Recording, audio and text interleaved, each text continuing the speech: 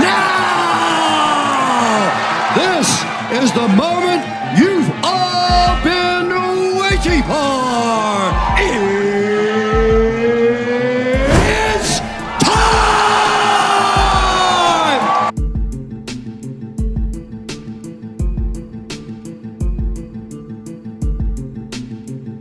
Et salut à toutes et à tous, ici Max Ostrade, votre croupier et organisateur pour cette nouvelle saison de la MML, j'ai nommé la MML Make It Rain.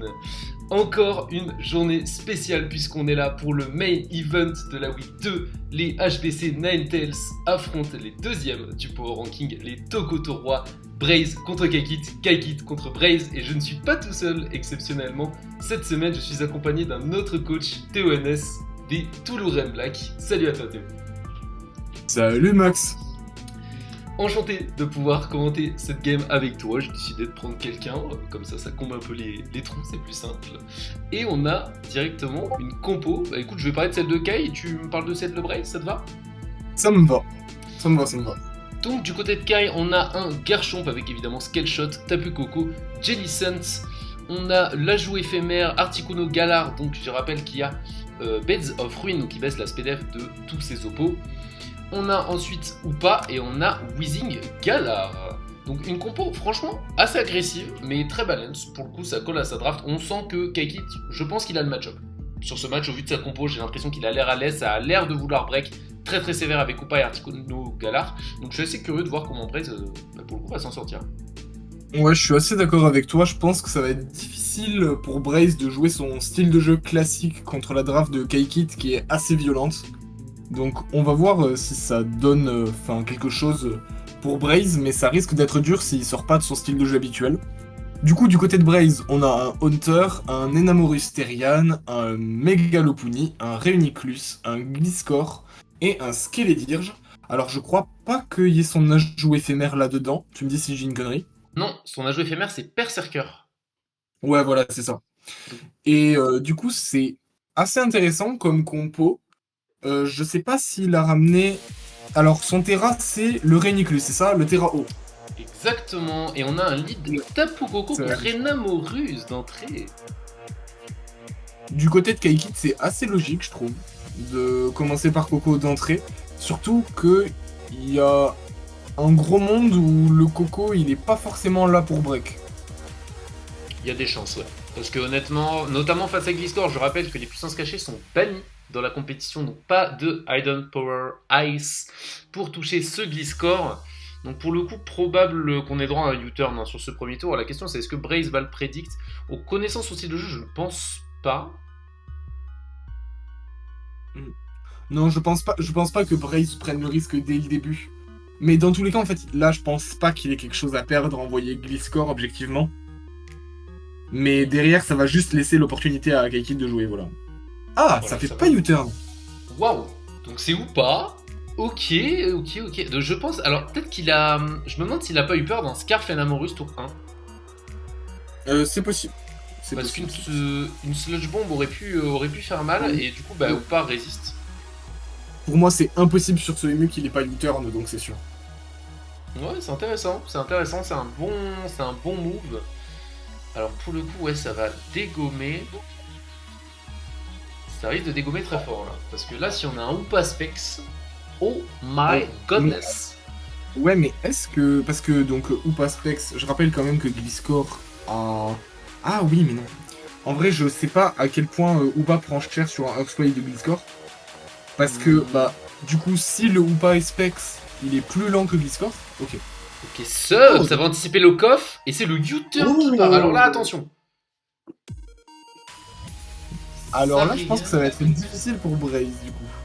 Parce que Ah, ça va être très bon. je comprends le Terrafé parce qu'en face, je crois qu'il y avait le Skuntank dans la draft de Braze. Les HBC United avaient Skuntank, donc je pense qu'on avait peur d'un poursuite trap dès que Upa vient, avec notamment Skuntank à Sauvestre. Braze est un aficionado de ce genre de set. Donc je pense que ça a joué sub justement pour counter ça. Alors à voir ce qu'il a derrière du coup.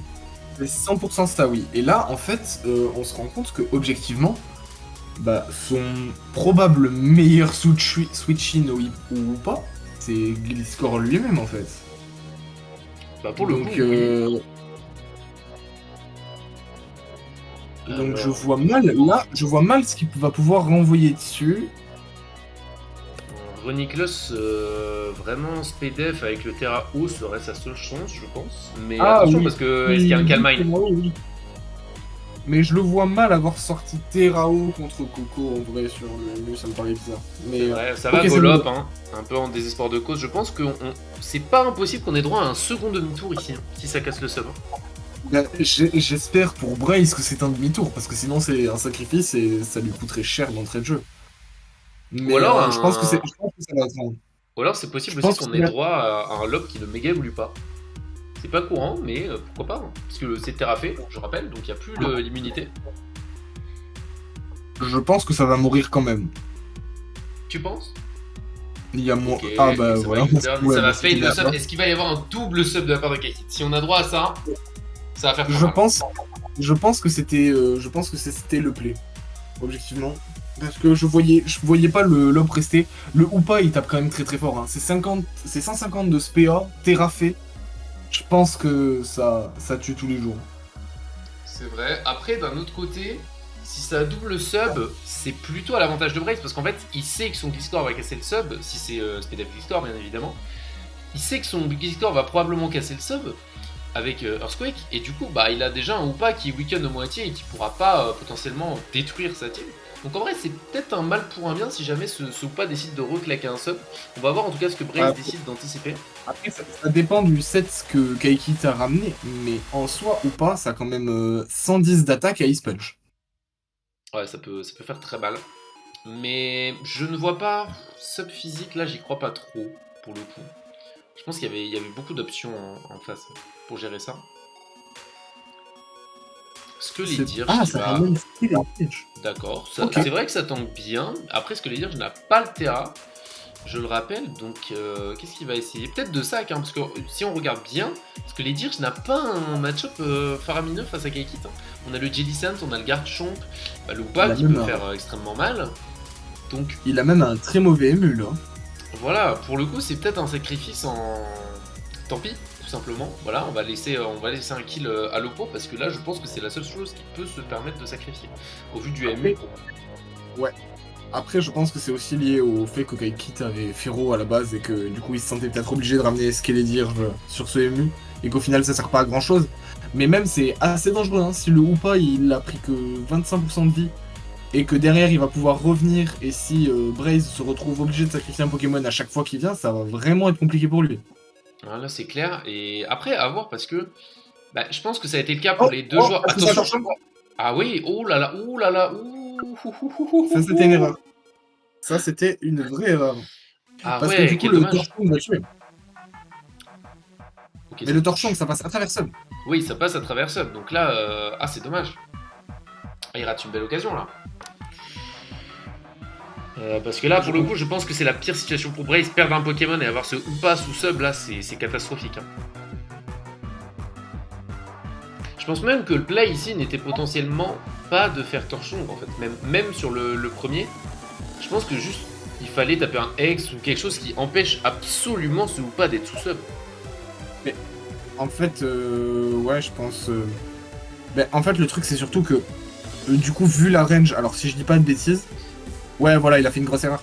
Parce que il tenait un Shadow Ball, en fait, à la range où il était. Alors, ça dépend les rôles. Ça dépend les rôles, on connaît pas, Oui, ça dépend les rôles. Mais si c'est le même rôle, il la tient. Donc j'ai pas fait les calques. Je pourrais ouvrir le calque en soi, mais ça, c'est à toi de voir. Et, mais en soi, si il tient la... Et s'il la tient, il a juste à faire en sorte d'avoir tapé Torchsong la première fois, et derrière il a juste à retaper Torchsong et il est sûr que l'Oupa ne peut pas être sous sol. Est-ce que on dit que Braze est une légende et a double hit? Ok, non. Ça aurait été incroyable. Non, mais par contre, ça. Ça a switch in. C'est pas impossible que Kai ait anticipé ça. J'y crois pas quand même. Je trouve qu'il a joué trop vite pour que ça soit. Ah non, triple Axel. Ah, mais ouais, triple il- Axel, champ. Oui, mais je pense qu'il s'est dit qu'il y avait une possibilité qu'il y ait le triple Axel en face. Ouais. Et du coup, Moi, il a moi, Hard Jellicent. Je pense que c'est ça, mais je trouve le Fear dommage parce que jamais. Enfin, ramener triple Axel qui fait prendre 50% instantanément sur la round skin de Champ, c'est compliqué. C'est sûr. Maintenant, bon, il y a quand même un Articuno Galar aussi.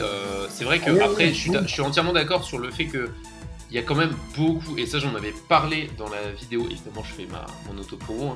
J'en avais parlé dans la vidéo Power Ranking de la capacité de la draft de Kai à ramener beaucoup de rookie helmet quand il fallait pour bloquer le momentum. Bah là on est en train de l'observer avec ce Jellison, donc c'est vrai que Triple Axel n'est potentiellement pas le meilleur move à bring tout simplement sur ce match-up. Ouais. Oui, je pense que j'aurais. Enfin, à la place de Braze en tant que leader, je pense que j'aurais joué Ice Punch parce que Triple Axel contre Fero, Chomp, c'est trop dur à taper.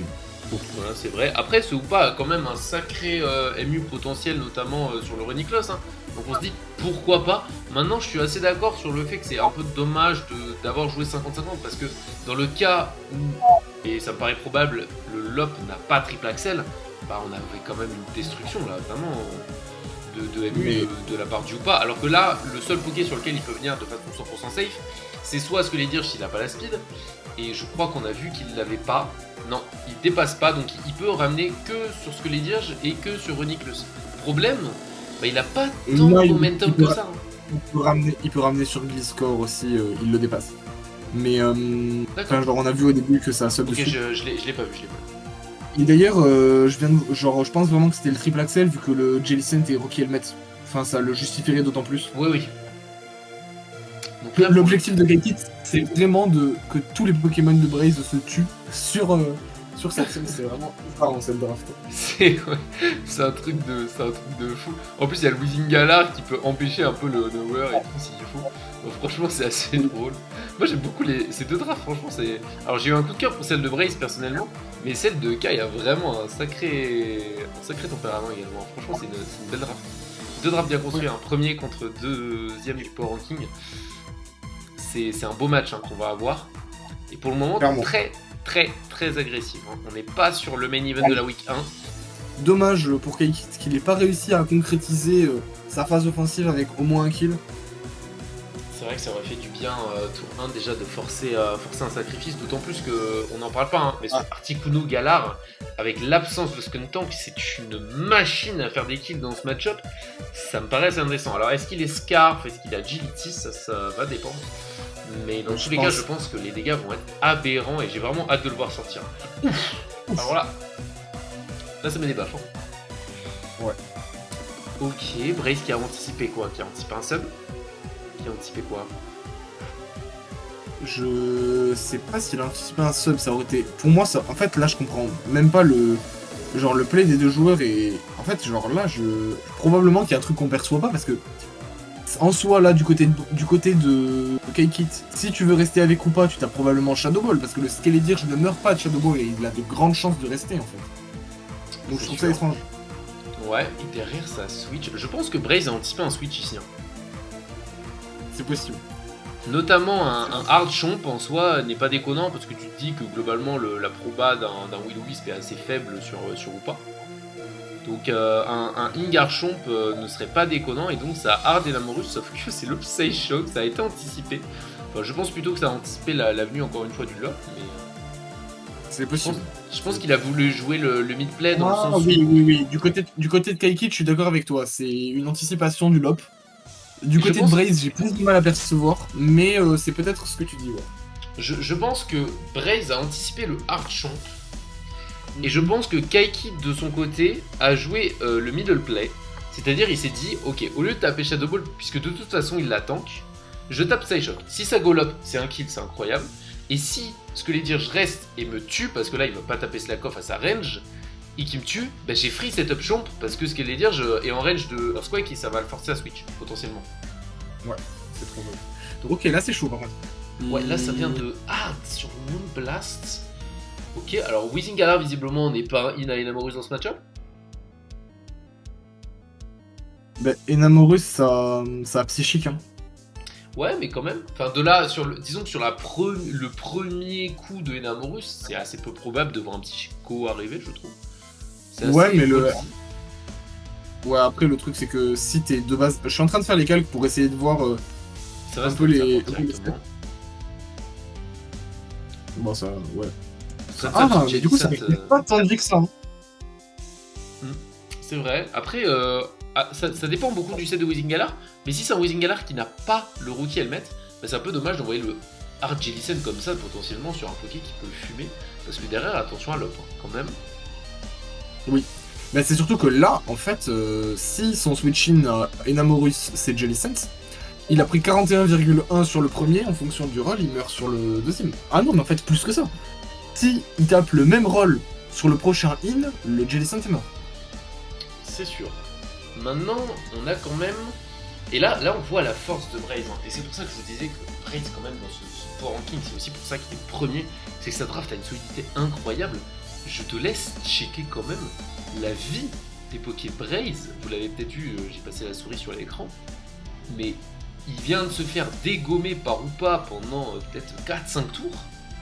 Et sa team est dans un état, mais encore très très bien. On a ce que je vais dire, qui a 88%, le Reuniclus, le Hunter, ils n'ont pas perdu de vie. Gliscor non plus. On a un Enamorus qui a été le seul un peu à se prendre la sauce à cause d'une anticipation ratée, mais franchement, par rapport à la pression qu'il subit, je trouve qu'il s'en sort bien. Oui, s'il avait pas raté son anticipation, il y avait vraiment moyen qu'il sorte de cette phase vraiment bien. Là, il peut plus trop faire le fou avec son Enamorus, mais en même temps, c'est rien de dramatique pour le moment. Ouais, ça c'est clair. Attention à la baie de Garchomp. Ouais. Après, je pense vraiment... Ouais, je suis assez d'accord.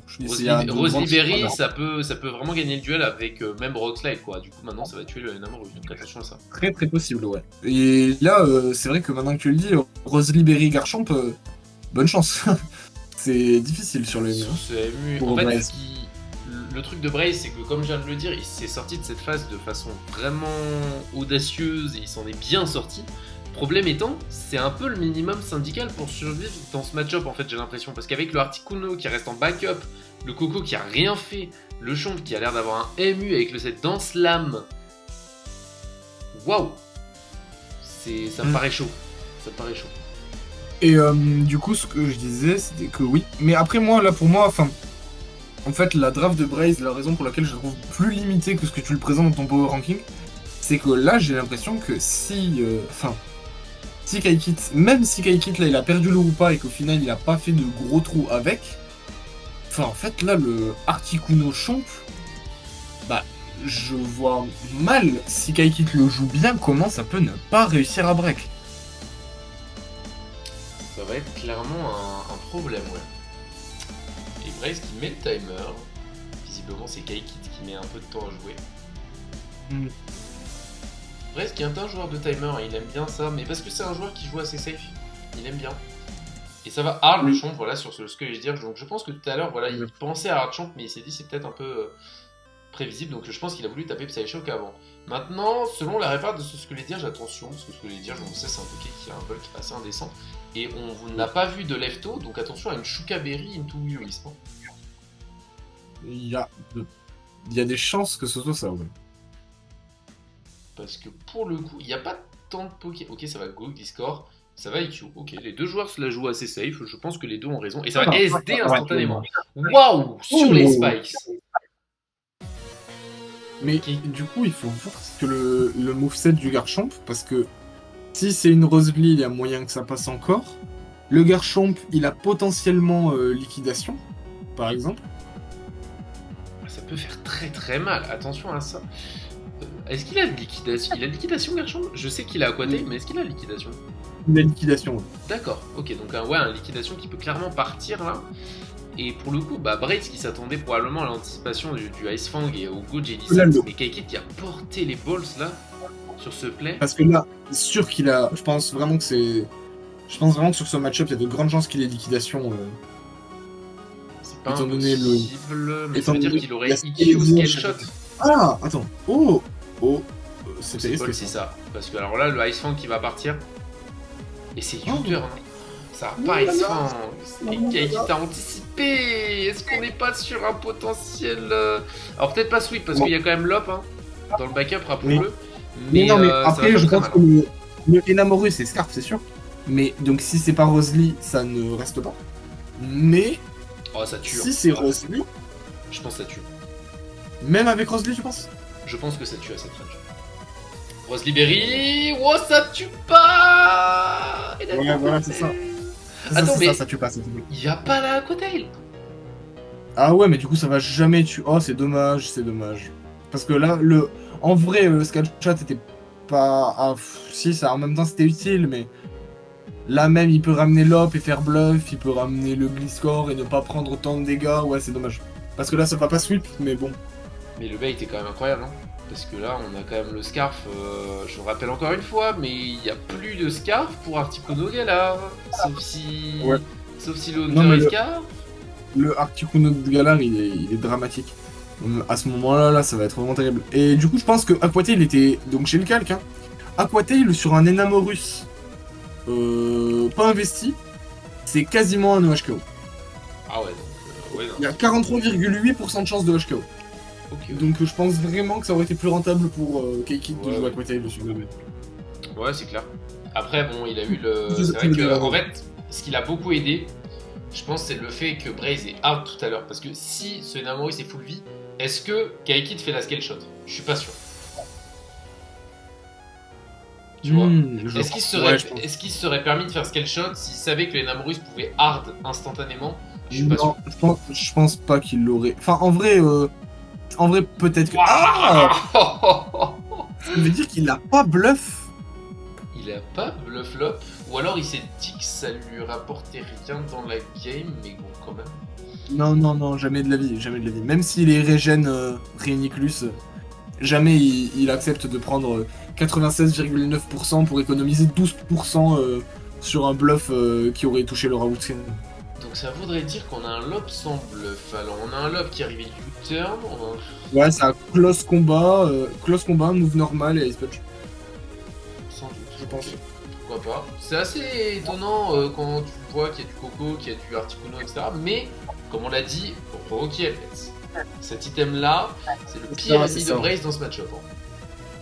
Bah en vrai ce sera le pire ennemi de tous les oppos de Kaikit, je pense que c'est vraiment terrible. Hein. La draft de Kaikit est faite pour ça, hein. Mais le week-end facile avec la draft de Kaikit, c'est vraiment terrible. Heureusement Braze il a pu mettre les spikes, ça va un petit peu compenser ce week-end facile. C'est sûr. Mais entre les U-turns incessants de Coco, voilà, tout ce momentum qui peut être mis par sa draft, couplé à des dégâts de Rocky Helmet incessants, ou même à des hasards, hein, parce que Weezing Galar, c'est possible qu'il y ait T-Spike, alors probablement pas sur ce MU, hein, parce que c'est vraiment pas top, mais sur d'autres MU, je pense qu'on pourra voir ça, si on a l'occasion de recommander. Oh non, mais il a trop de chance. Oh, aïe. Brace qui prend la furie divine. Mais surtout qu'il fait la même chose chaque semaine, son Coco. C'est incroyable. C'est magnifique. Parce que là, on va pas se mentir, mais un petit torchon là aurait fait du bien. Alors, qu'est-ce que ça va pouvoir tenter du côté de Praise? Pas grand chose. Là, je pense. surtout que je pense pas forcément que ça va être Torchsong, je pense plus que ça va être Slakov. Probablement, oui. Mais là, c'est très très dur. Et- Bon, après, heureusement, il a Gliscor qui vient tranquillement dessus. À tel point que je me demande même pourquoi il a pris le risque de mettre le Skeledierge. Mais bon. Ouais, Parce que là, en soi, ouais, soit je il pense que roost, c'était soit il peut aussi- proposer des spikes. Ouais, mais après, quand on regarde le MU, on se dit que c'était peut-être le moment pour justement ce slack-off, quoi. Parce que sur quoi d'autre il va slack-off? Aïe. Le neutralizing gas, il est méchant sur le MU là. Sur les Gliscor, j'avais regardé ça au moment du MU. Et c'est vrai que c'est problématique. Vraiment, le MU de Kaikit est assez incroyable hein, sur cette game. Faut en parler quand même. Oui. À tel point que j'ai failli ne pas mettre ça main event. Mais bon, le match est quand même incroyable. Hein. On parle quand même de deux très très gros joueurs en forme qui ont tous les deux gagné leur semaine 1 5-0, qui sont les deux premiers du classement actuellement. Donc celui qui gagne, pour le coup, va commencer à prendre de l'avance. D'autant plus que, en termes de calcul, si on commence déjà à parler playoff week 2, on aura l'occasion de le faire pendant les autres main events, hein, forcément, mais bah, pour le coup, celui qui gagne, là, prend un énorme avantage, parce que, admettons que Braze et Kaikit remportent quasiment l'intégralité de leur match, bah forcément, c'est celui qui aura l'emporté sur l'autre qui aura probablement la meilleure place derrière dans le classement. Et c'est un Shuka Berry ici, d'accord.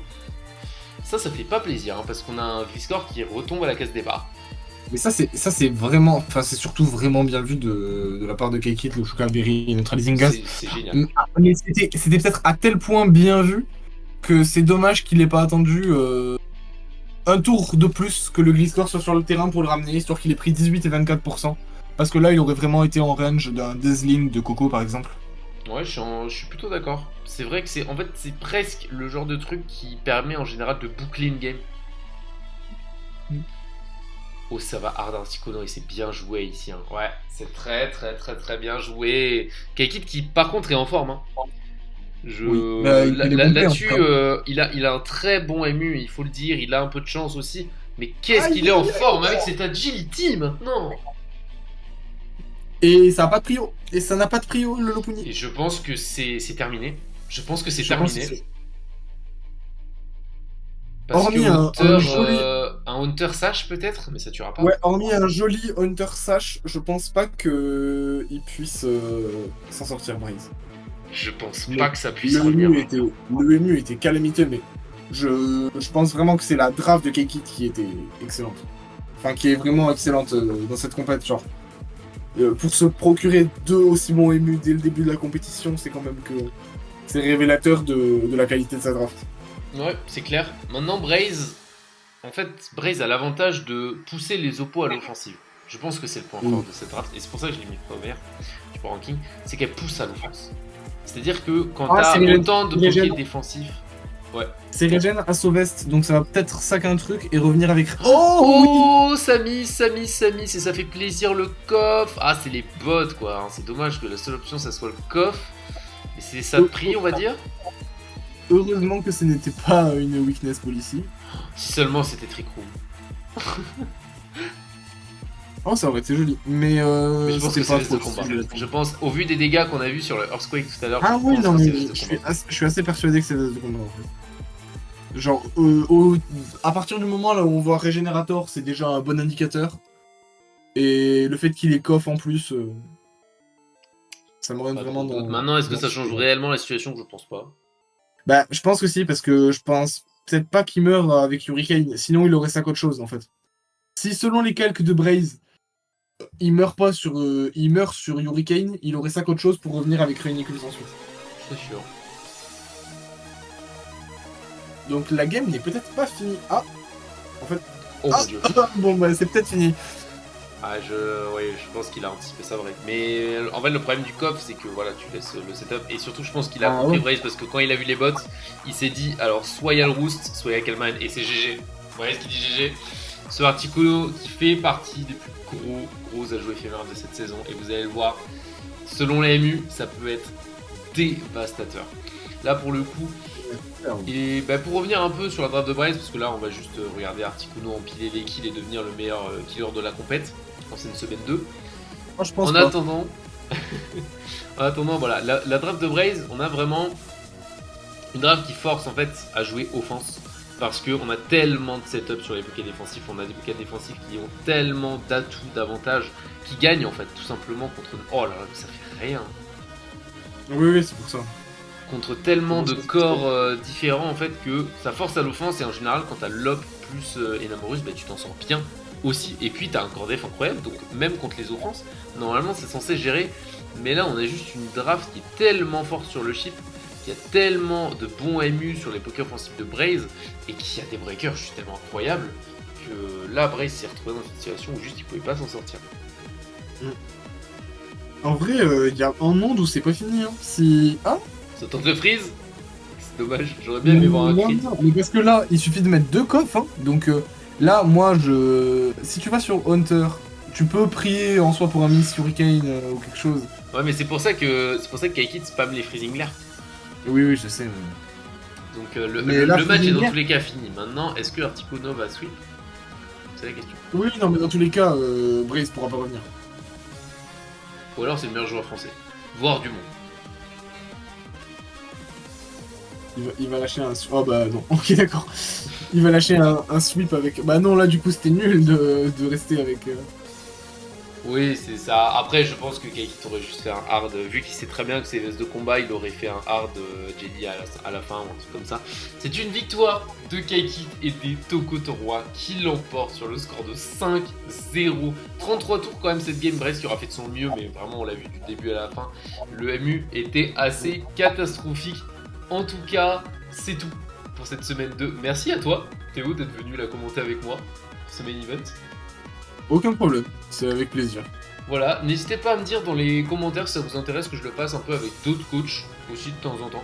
J'aime bien commenter tout seul, mais je me dis une game sur deux, ça peut être sympa, voilà, de ramener tout simplement des gens, voilà, d'autres personnes de la compète qui peuvent donner son avis, tout ça, pourquoi pas même discuter d'autres sujets en attendant.